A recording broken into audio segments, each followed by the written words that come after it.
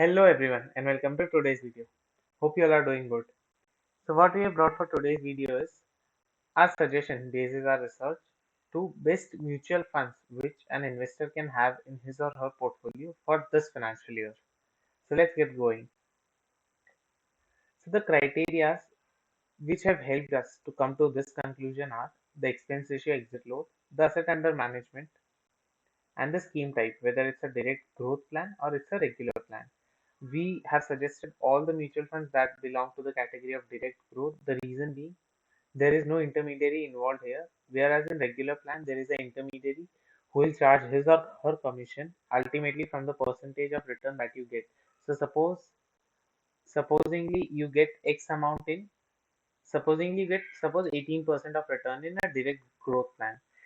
And when the same plan is taken in a regular base, then it would be somewhat less than 18%. It would be close to 17.6 or a 17% when taken over a period of 3 to 5 years.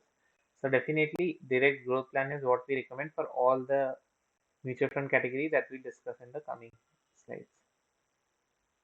So the first category that we'll be looking at is tax saving funds.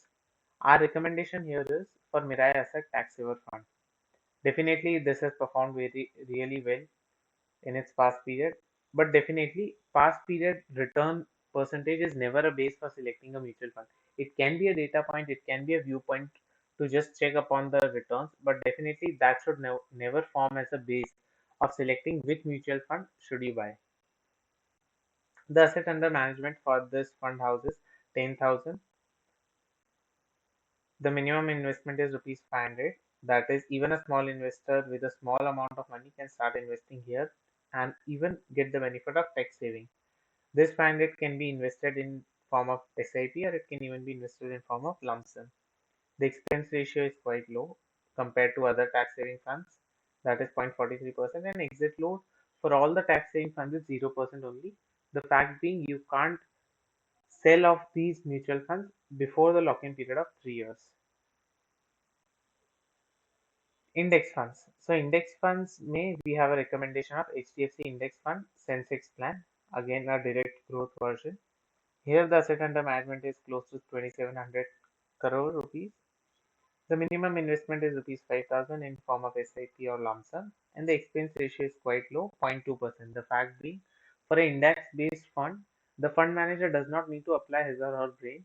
They don't need to do any analysis. They don't need to do any research. They just have to follow the allocation and the weightage given in that particular index. So suppose this is a Sensex plan. So whatever shares we have in Sensex and whatever weightage is there for those, the same weightage would be applied by the fund manager for the pool allocated here. The small cap fund. So in small cap, we suggest Axis Small Cap Fund, direct growth version again. Here the asset under management is 7700 crore rupees, close to that. Expense ratio is quite low. It's very low compared to all other small cap funds that I've studied. It's 0.37% only, and that definitely gives a net return, a higher net return compared to other fund houses.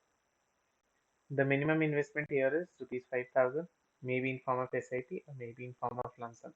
This is the initial investment amount that you require to do. Next comes the FlexiCap fund. So in FlexiCap, we suggest Parag Parikh FlexiCap fund, again a direct growth version.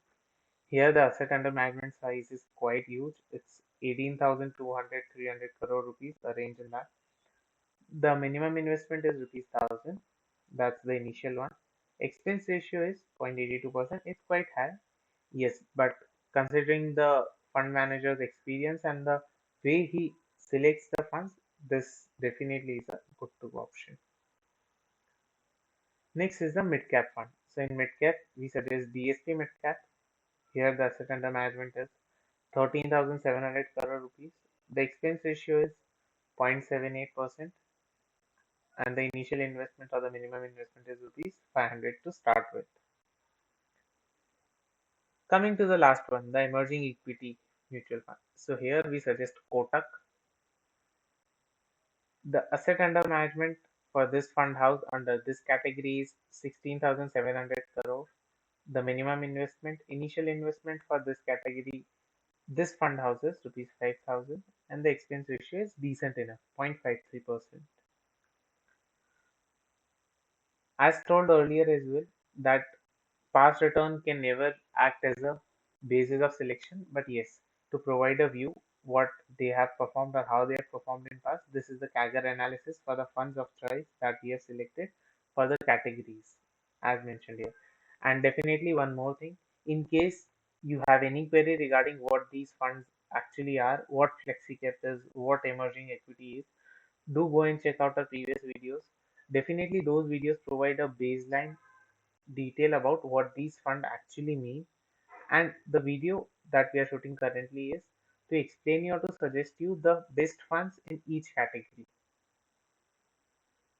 So that's it for this video. Hope you guys like this video. And yes, one note, that is, do investment in the recommended mutual funds basis your personal research. This is basis our understanding, basis our analysis work.